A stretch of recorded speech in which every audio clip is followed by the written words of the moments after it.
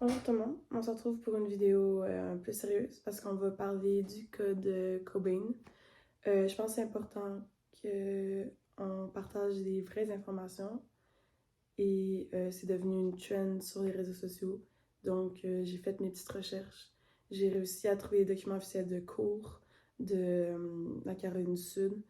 Donc je voulais les partager en faisant une petite vidéo le plus possible résumée pour que ça soit facile et rapide à écouter.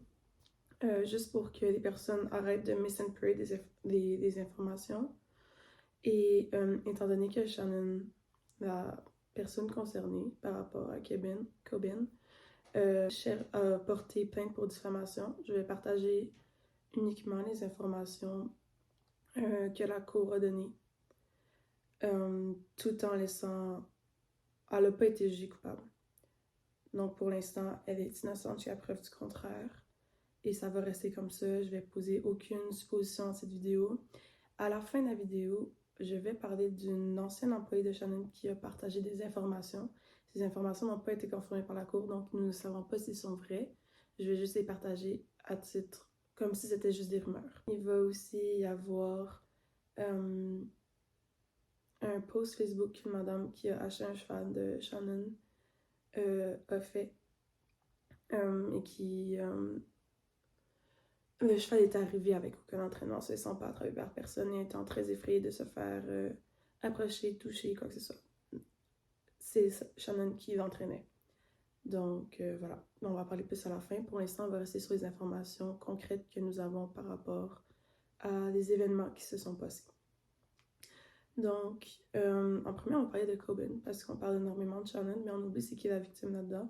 Il y a la propriétaire de Cobain aussi, que je n'ai pas partagé son nom, cette information, parce qu'elle ne fait pas partie... Elle n'a pas fait partie de la plainte pour diffamation, etc., mais elle a porté plainte suite à la mort accidentelle de son cheval. Donc, Cobain, c'était un gelding né en 2022. Donc, pas en 2022.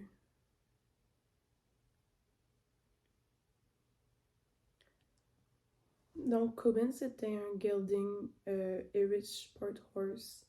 On n'a pas beaucoup plus d'informations par rapport à lui. Il est baie, on peut voir ça. Et il était pas à Shannon, malgré ce qu'on peut voir sur les réseaux sociaux. Il était en pension de travail chez elle pour la modique somme de entre 1100$ et 1300$. Donc, on peut supposer que c'était pas un cheval de loisir, et plus vraiment un cheval de compétition. Bref, l'histoire commence le 31 juillet 2021. Lorsque Cobain refuse de monter dans un van pour aller en compétition et que Shannon, ça c'est vrai, Shannon l'attache avec un licou en corde et une laisse non détachable dans la partie la plus haute du box, avec une position un peu comme ça pour le cheval, sans qu'il ait accès à de l'eau, de la nourriture. Il ne pouvait pas se coucher, il ne pouvait pas vraiment bouger non plus. Bref. Le cheval a ensuite été retrouvé mort par une amie d'une employée.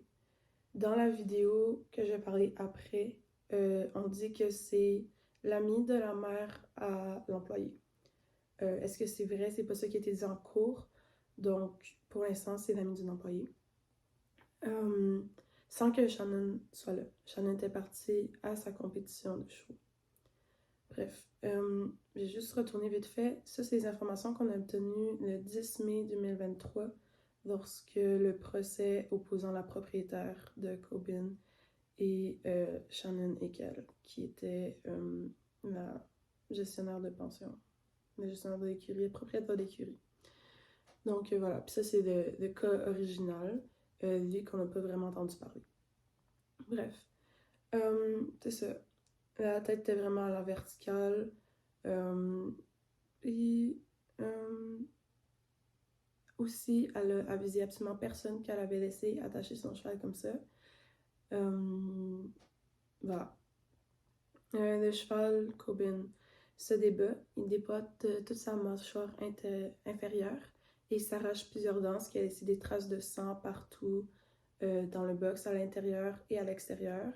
Ça a été montré pendant la cour, mais je vais pas montrer ces images-là parce que c'est une des raisons pourquoi Shannon a porté diffamation par rapport aux personnes et je préfère ne pas me retrouver en cours. Fait que c'est arraché des dents et il est mort à cause d'une fracture de la colonne cervicale, ce qui a entraîné une suffocation. C'est pour ça qu'on dit qu'elle a pendu le cheval en tant que tel. Dans l'après-midi, Shannon informe la propriétaire que son cheval est mort à cause qu'il est resté pris dans un coucher avec les pattes contre le mur et que le cheval est mort en sa présence, ce qui a été prouvé qu'il était faux.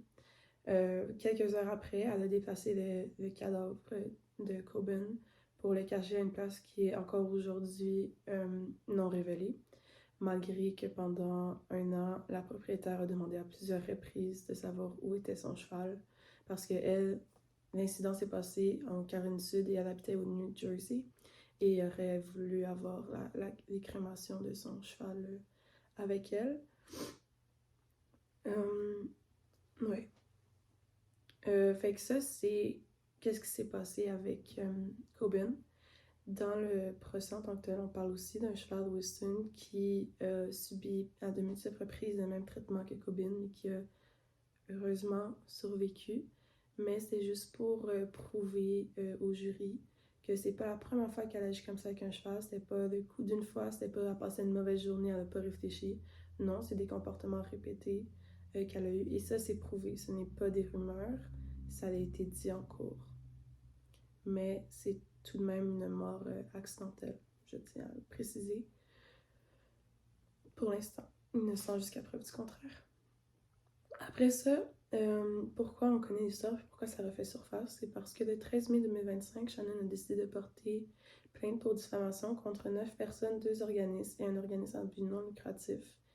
La Cour a décidé qu'elle a gagné ce procès, donc ces personnes ont dû supprimer leurs posts et commentaires, tout ça, sauf qu'on en a entendu parler.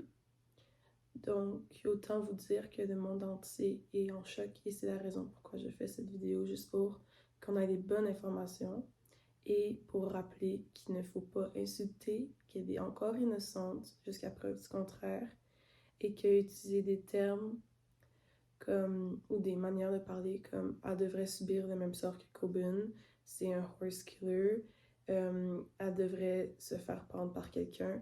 Partager des informations publiques comme son adresse ne sont pas des comportements responsables et surtout si vous la considérez coupable, abaissez-vous pas au même niveau que elle, soyez des adultes matures et responsables.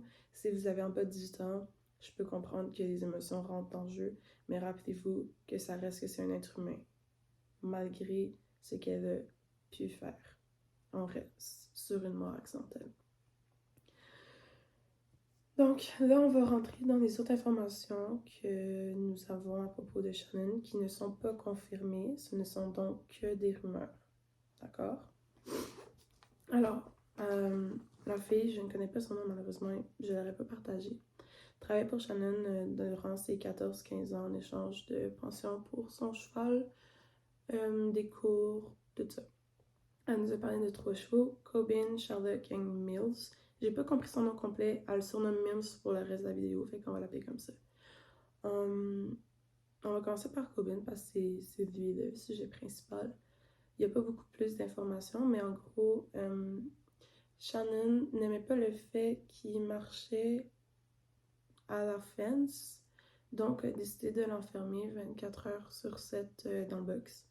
Il n'y avait donc aucune sortie quotidienne. Aussi, laissez-moi regarder mes notes. Il paraîtrait qu'elle a décidé de reconvertir le cheval à faire du barry au lieu de l'entraîner en classique. Il n'y a aucune preuve étant donné que c'était gardé très secret, que la propriétaire de Coben n'était pas au courant et que personne n'a le droit de poser des photos de Coben dans cette western d'entraînement, whatever. Fait que ça, c'est les nouvelles informations qu'on a sur Coben. Après ça, on va parler de Sherlock. Sherlock, c'est un cheval qui n'appartenait encore pas à Shannon. C'est un cheval qu'elle avait en entraînement et qui était absolument terrorisé de Shannon. Il se mettait tout le temps dans le fond du box en shakeant quand elle arrivait. Puis encore là, ça c'est des rumeurs. Fait que je parle comme si genre c'est des faits, mais non, je tiens à préciser, c'est vraiment juste ce que raconte la fille en tant que telle. Après ça, il paraîtrait qu'il brisait souvent des cross-ties parce que Shannon le whippait, donc le fouettait à de multiples reprises jusqu'à temps qu'il prise des chaînes pour s'enfuir de Shannon. Il paraîtrait aussi qu'elle attachait régulièrement contre un tuileux et une clôture, donc le cheval était là, il n'avait aucune chance de s'enfuir. En fait, il était plus comme ça. Fait qu'attaché contre un tuileux, puis il y a une clôture derrière, et elle le fouettait, supposément. À de multiples reprises, il serait arrivé que le cheval Sherlock se flippe sur le dos en brisant la clôture qui était située derrière lui. Et il y a eu un autre supposé accident dans le champ lorsqu'il voulait plus se faire attraper que Shannon aurait décidé de le poursuivre avec un 4 roues. Le cheval aurait alors décidé d'essayer de sauter la clôture du champ et se serait empalé sans mourir, juste ça l'aurait brisé la peau au niveau du thorax ici, fait qu'entre les deux antérieurs, et elle aurait refusé d'appeler le vétérinaire. Donc ça c'est pour Sherlock. Et après ça pour Mills, elle était supposément très excitée parce que Mills allait se faire vendre à une personne supposément célèbre. Donc elle voulait avoir les parfaites vidéos de saut de lui. Donc pendant 1 heure, elle a sauté entre 1m15 et 1m20, incluant les clôtures du manège qui sont des sauts, si on peut appeler ça des sauts qui ne tombent pas. Donc, ce sont des sauts fixes, ce qui peut être très dangereux. Et après 45 minutes, supposément dans la séance, elle aurait décidé d'utiliser des planches de 2x4, comme ça, parce que le cheval s'était épuisé. Comme ça, lorsque le cheval sautait et touchait la barre, ça lui faisait trop mal, plus mal. Donc, il allait avoir des sauts plus dramatiques. Il est aussi supposé dans la vidéo qu'elle utilisait souvent des méthodes peu orthodoxes pour faire sauter les chevaux. Fait que ça, c'est les informations qu'on a à partir de cette vidéo-là. Et les posts Facebook que je parlais plus tôt. Puis je vais aussi mettre tous mes liens, toutes mes sources parce que légalement je suis required to, obligée de, dans la description pour ceux qui veulent aller lire par eux-mêmes. Le post Facebook concerne une madame qui racontait son histoire avec Shannon en disant qu'elle était très déçue d'apprendre ça d'elle, puis tout ça. Puis dans les commentaires, il est écrit qu'elle était intéressée par un cheval à un certain prix, très haut, Shannon, et que Shannon a été très franche avec elle en disant que c'était un cheval avec beaucoup de problèmes de comportement, qui ne se laissait pas attacher, toucher, pas mettre de coups, etc. La madame a quand même acheté ce cheval-là et a payé un très gros montant pour parce que c'était sûrement un bon pedigree. Et les commentaires supposent que maintenant on sait pourquoi ce cheval avait des comportements aussi intenses, sachant qu'il était sous l'entraînement de Shannon. Encore une fois, ce ne sont que des rumeurs. Il n'y a aucune cour qui a confirmé ces propos. Je faisais juste partager des rumeurs pour qu'on ait toute l'histoire au complet et qu'on comprenne d'où les informations qu'on peut voir sur les réseaux sociaux peuvent venir de. Ce qui était vrai, c'est le début de la vidéo, ce qui a été confirmé par la cour, ce qui s'est passé. Et ça me rappelle que j'ai oublié de dire que Shannon, elle a dit que le cheval était mort, couché, coincé, couché dans son box. Mais après ça, elle a changé sa version des faits en disant que le cheval était mort d'une colique au final. Et il est aussi dit dans le résumé du procès que le cheval avait des signaux de colique lorsqu'il était attaché dans le box sans eau, ni nourriture, ni soins vétérinaires, sans avertir personne. Ce sont des faits confirmés. Donc voilà. Je vais mettre aussi le lien de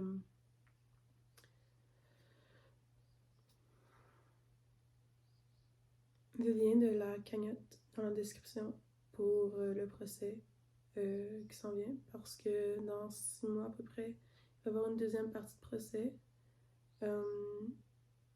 Je pense pas que j'ai réussi à retrouver cette information-là, mais ça venait de la cour. Si je le retrouve, je vais le mettre en description. Mais il paraîtrait en ce moment, si je me rappelle bien, qu'elle n'a plus le droit d'être sur le sol d'une compétition, d'entraîner, de vendre des services ou de faire quoi que ce soit en rapport avec les chevaux. Et que dans 6 mois, elle va pouvoir... mais il va y avoir un autre procès pour confirmer ces propos-là. Je sais pas de où ça sort, de quel procès, parce que je l'ai pas vu dans la plainte du 13 mai 2025. Mais c'est effectivement un résumé de cours qui a écrit ça. J'essaie de le retrouver, je vais peut-être le mettre en photo aussi. Puis c'est sûr que je le mets en description si c'est possible d'avoir ce lien-là. Fait qu'en tout cas, je pense que personne n'aura aimé la vidéo, mais si vous pouviez la partager, je pense que ça serait utile. Puis sinon, ceux qui regardent mes vidéos habituellement, on va se retrouver pour des sujets plus légers, puis c'est probablement la seule vidéo que je vais faire comme ça toute ma vie. Mais ça m'a beaucoup touchée. Et je suis partie vraiment dans le trou du lapin. Je me suis perdue, j'ai tout vu. J'ai trouvé quel avocat elle avait. Fait que c'est ça. Fait que, au revoir. Ok, j'ai réussi à retrouver l'information. C'est pas la cour qui a décidé qu'elle avait plus le droit d'être proche des chevaux, tout ça. C'est le US Equestrian Organisation. Voilà.